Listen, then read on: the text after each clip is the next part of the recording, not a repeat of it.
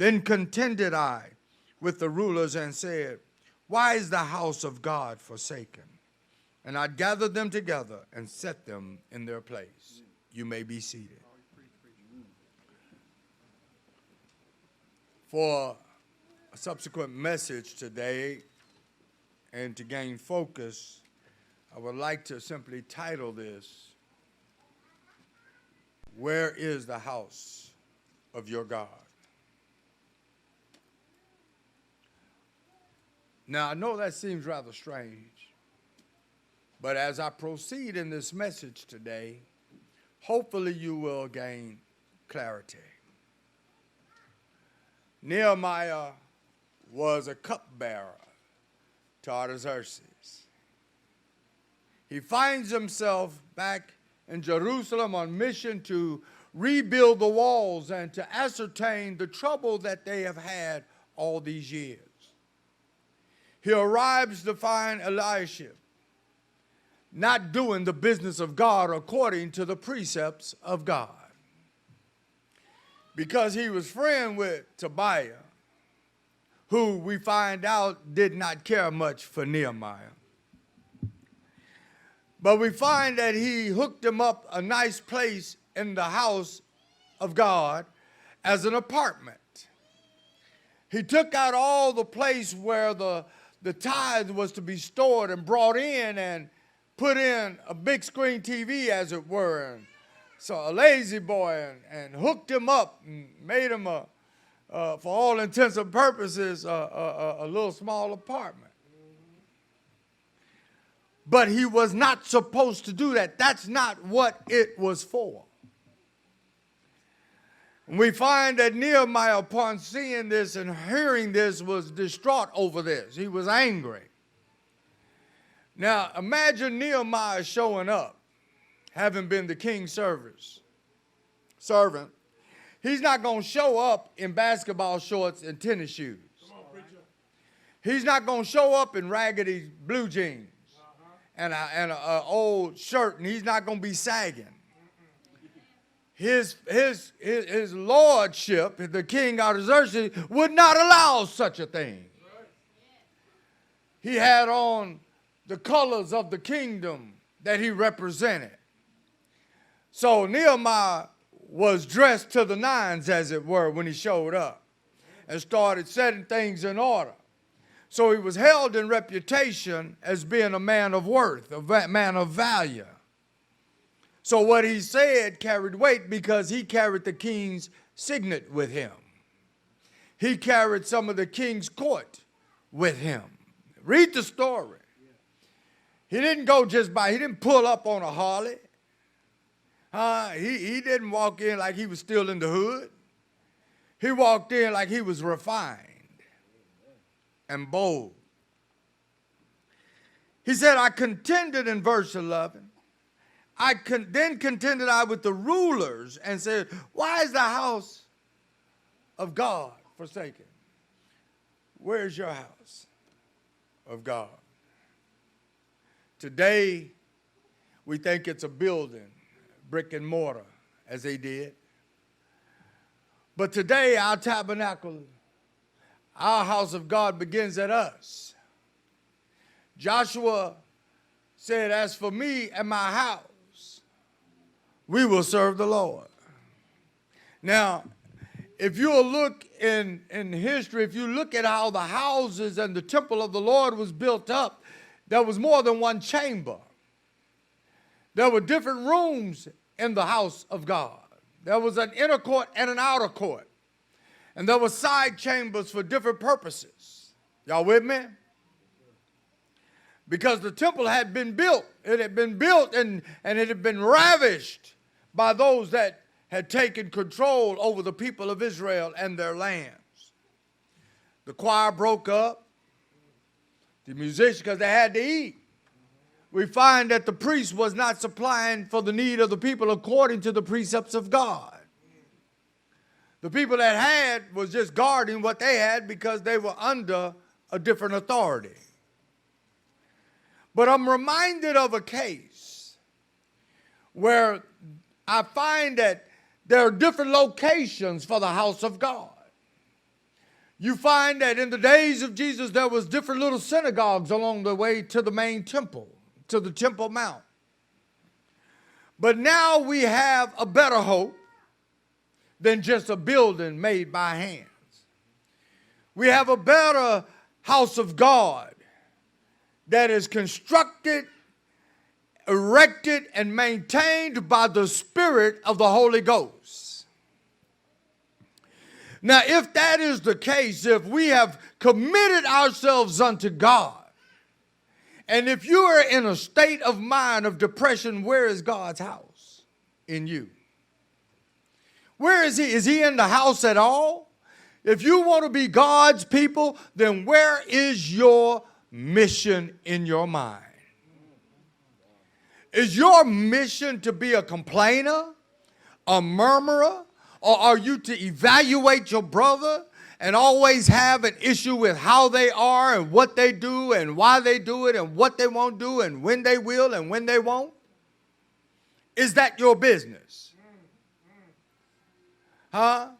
When you see your brother and sister doing wrong, it's your business to stay out of their business, right? But you'll go behind their back. And then you want to open the door for that backbiting spirit to come into your house of God. Wow. I'm going to try to take my time. Is that all right? We get bitter and upset over minor issues. We let the devil come in and show us how to make molehills into mountains. We let him come in and shrivel up the summer fruit. So that there is no kindness, there is no peace, there's no love, there's no joy demonstrated in God's house. Oh, we claim to be one of the houses of God when we say we got the Holy Ghost. But we don't want it. We don't. It was aforementioned that we don't mind him in the sitting room. We don't mind him in the den. We don't mind if he goes to the bathroom every now and then. We just don't want him looking through our books, and we don't want him going in the kitchen sometime, opening the fridge. We don't want him in the bedroom because he might have to tell us some things that we ain't been doing right. And where is God's house in your life? If you are not giving the tithe and the offerings like Eliashib, you're not a very good priest of your house. Hello? Because you are to maintain your soul. In your patience, possess you your souls. I don't possess your souls. Her husband can't possess your soul. Job should never possess your soul. Anger and bitterness and greed and backbiting and complaining and bickering. I get so tired of God's people claiming to be holy and always complaining. It is just pathetic. And what's really sad is when you don't even realize you're complaining about the same thing you've been complaining about for 25 months. 33 years, however long, you don't even realize that you always have something to say about that person. You always got that in your house. Do you notice this person does this person does this and this, and she's like this, and she won't do this, she will do, and he won't do, and he will do, and they're like, why you worried about it? I thought God was in your house. See, it's not just God being in your house. Where are you? Where have you moved God's house to? Did you put it on a trailer to move it down the street to stupid? Did you put it on a trailer and move it down the road to anger and bitterness and trifling and backbiting? We're not supposed to be those people. Lights of the world are we. God's place is a place of healing. Jesus entered and beat the changers of money, the buyers and the sellers out of God's house. He said, this is my Father's house. He said, and you've made it a den of thieves. Don't you know that you become a den of thieves when you don't give God properly your tithe and his offering? You become a den. Where's God's house? I thought you was God's house. I thought his spirit abided in you. I'm just trying to help. We already are in my mind. I don't know about, I can't speak for anybody else. But I'm with Jacob. I believe in putting the pillows I lay on, the stones I use for a pillar, I'll make them into a pillar. Huh? I'm like Jacob. He says, surely this is the house of God.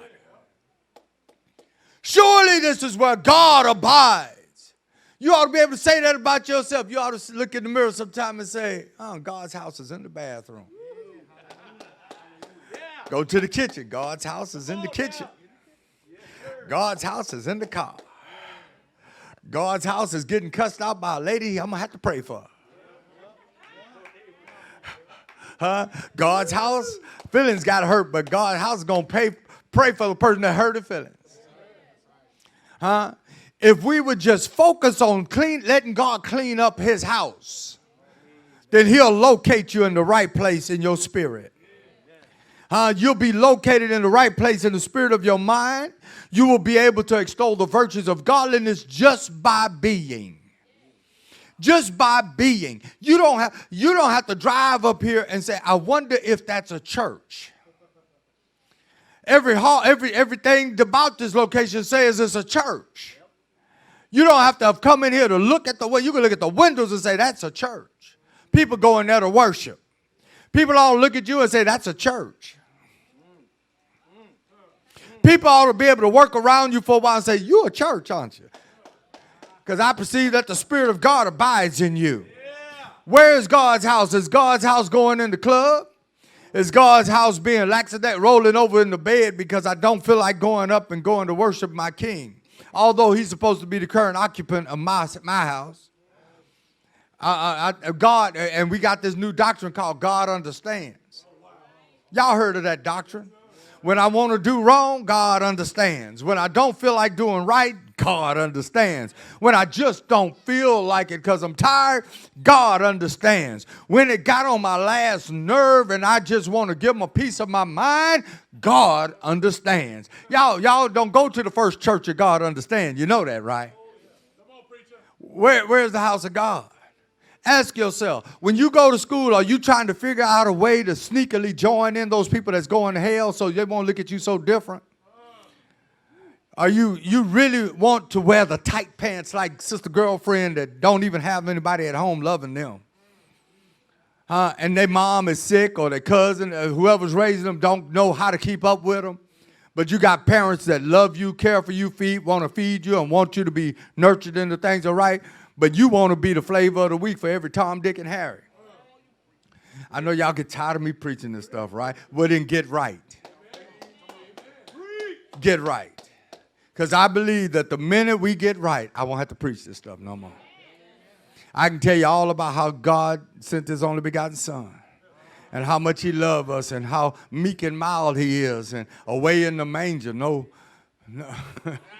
room at the end. Parumpa-pum-pum. Where is God's house? When we look at what Nehemiah was facing and we look at the review that he made, when they read out of the book of Moses, you know, people were convicted because the law was being laid out. And can you imagine Reverend Elisha? Reverend felt like, well, you know, you wasn't here all this time. Huh? Who you think you are? You just going to come up in here and try to run the church. I've been pastoring now. When you was up there highfalutin with them kings and look at you, got your duds on now. You think you all that, huh? Nehemiah looked at him and said, do you know what this insignia means? You don't have no power, bro. Because I come in not only the name of one king, but I come in the name of two kings. I come in the name of Xerxes, and I come in the name of the living king, the living God. And guess what? He made them clean it up. See, he made them clean it up. My job is like Nehemiah's. I come and look at your house of God, and my job is to help clean it up. That's my job. I have the king's insignia upon my spirit, upon my soul. I'm authorized to tell you, you're going to clean this mess out. I'm in the business of evicting devils.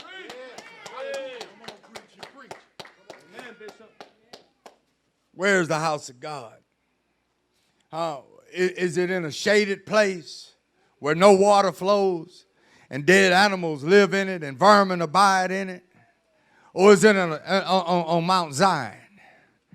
Is it walking in the presence of God? Is it walking in the cool of the evening like our father Adam did? Where's your house? Why have we forsaken the house of God? I was awakened early this morning out of a dream. I rose up quick out of the dream, and I sat on the side of my bed this morning.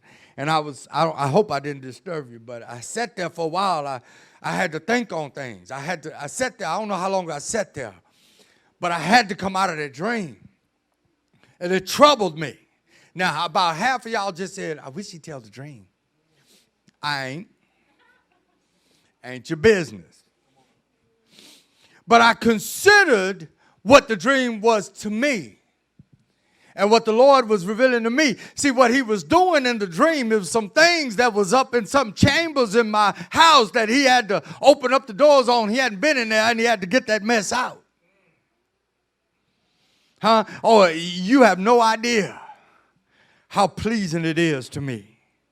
When my Lord loves me so much, he'll wake me up and say, look, we got something to do. We got some cleaning to do. I watched my wife yesterday. She meticulously went from one room to the next. She was even hitting a couple of rooms at a time. If you ever been in my house, it's not a 2-bedroom and 2-room house. It's a pretty big place. And my wife was busy. She was hitting this room, and she was moving that rug. The washing machine was going. She was doing this. She went to the store, came back. She hit this, and she was vacuuming this and scrubbing this and wiping this. And I was just doing what I do. I was being me. I was just watching. I'm a spectator on Saturdays. I like to spectate. When one moment my God's house is in the living room, and then I have to vacate and move to the other room. Because she's about her business. She won't let me get her a maid. So she hit them rooms, and man, I could smell Fabulosa. I could smell bleach. I could smell laundry detergent. I could smell fabric softener. I can see her hitting the kitchen floor with the broom and the mop, and then she shook this rug and threw that rug and did that. I walked in the bathroom. It was spotless. Looked like a GI inspection was about to happen. An IG inspection. And she was busy, and I said, boy, she going to feel that. She going to feel it. So when she got through, I noticed that at one point she was singing, and I didn't know it, but I was trying to see where she was. And I went in, and before she didn't know I was looking at her, and she was doing something in the living room, and she was singing. And I just stood there. She didn't see me. And I was watching her and listening. And I said, you know, God has really blessed me. I said, this woman is working, and she's singing while she's doing it. She hadn't complained one bit. She wasn't sitting down every 3 minutes. She was about her father's business. And just like she was demonstrating the delight she had in the home God had given her, and so much that she put her energies into cleaning it. I mean, she stacked stuff up. She's had to learn certain things that belong to me, you don't move. She's learned that. But she'll position them to where I know where they are.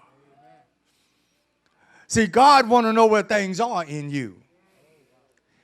He's not just going to bum brush you, but if you claim to be his, then you're saying you have a right in this chamber. You have a right to come in and see whether or not I need to do some more work. And he said, don't worry about it. I'm going to wrought a good work in you because I began it and I'm going to finish it. He said, but all I got to do is get you to understand that you need to allow me in the room. Get out of my way. You know, some of y'all get in his way. your attitude, your lack. I mean, if I had it, Lord, if I had a hammer, I'd hammer in the morning. I'd hammer in the evening. All over this world. I hammer out the danger. I hammer out the warning.